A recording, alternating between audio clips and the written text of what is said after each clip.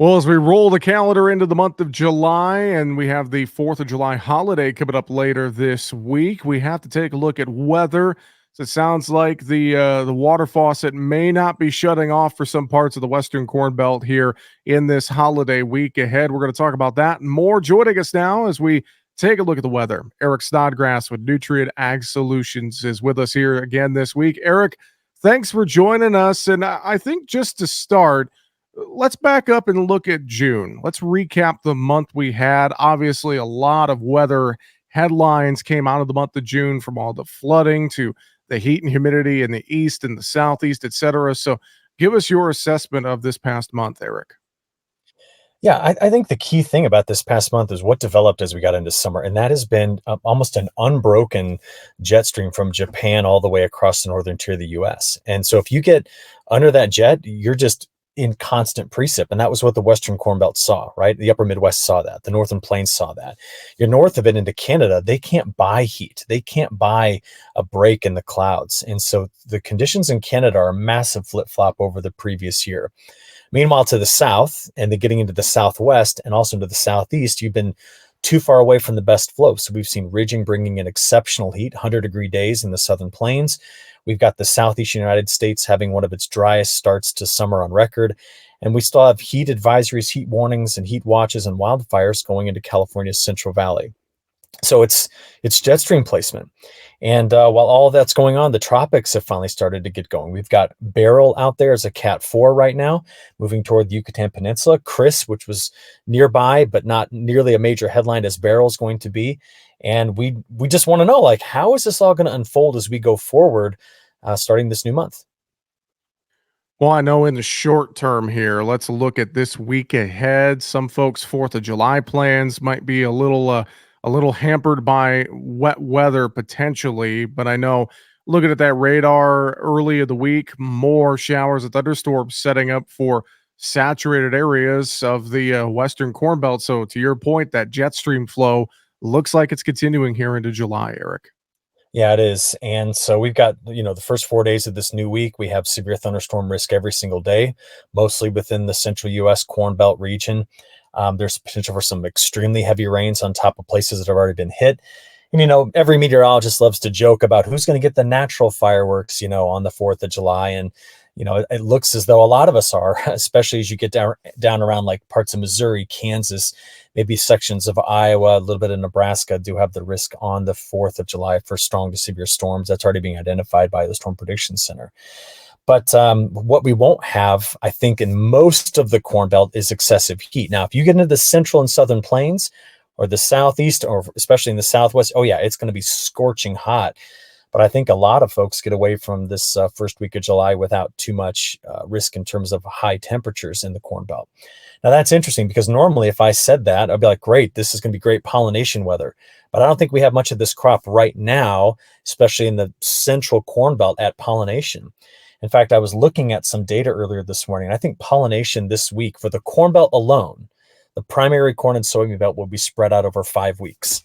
So sometimes it's all within like a 2-week time period. This week, I think it's maybe a month to a month and a half that we'll be doing this. So we'll still be talking about corn pollinating in early August, the way things are stretching right now.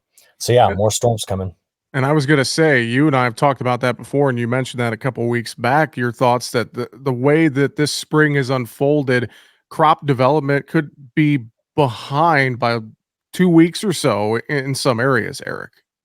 It could be. And I think the other part of it is with so much water, what did that do to our nutrient management or our fertilizer management? And what timing just seems so far off this year across critical acres that I think that's going to be the story, is how well was the crop managed as we go into this time frame. And that's hard. That's really difficult to do.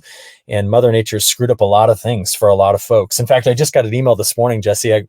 One of my guys is heading down to just south of Cancun to celebrate his wife's 10th, he and his wife's 10th anniversary, right? Mhm. And he's like, man, I just left parts of Nebraska where we are just, everything's off. And he goes, now I got to go down there and deal with Beryl coming in right on the day we're supposed to celebrate. And that just kind of typifies this entire season. And while I smile about it, it's been very problematic for a lot of folks. So, yep, to your point, Jesse, this is going to be an interesting month of July. Well, with the tropics heating up, though, and you mentioned Beryl and Chris and whatnot, and then the drought that's developing in the southeast, that's one thing that I think we need to watch here is do we get a tropical event that brings a lot of moisture into the southern plains, the delta, the southeast, etc. Because it looks like the way things are developing here, Eric. I mean, we're putting ourselves into a bit of a deficit here with all this heat and humidity across those areas. We are. And be honest, I've got several emails over the weekend from folks in the Southeast who are like, can you just send a weak hurricane? I don't want damage. I want 4 inches of rain and I want it to be cool for a while. And we often get that way this time of year. It's like we would want a weak system to come through and deliver some moisture. Now, is that a possibility this year?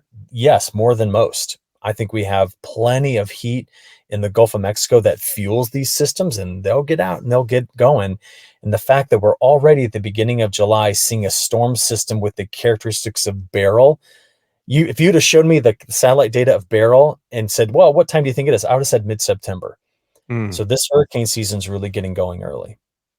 Let's think about looking through the rest of this month of July. Any thoughts on what we could be looking at here past the 4th of July holiday?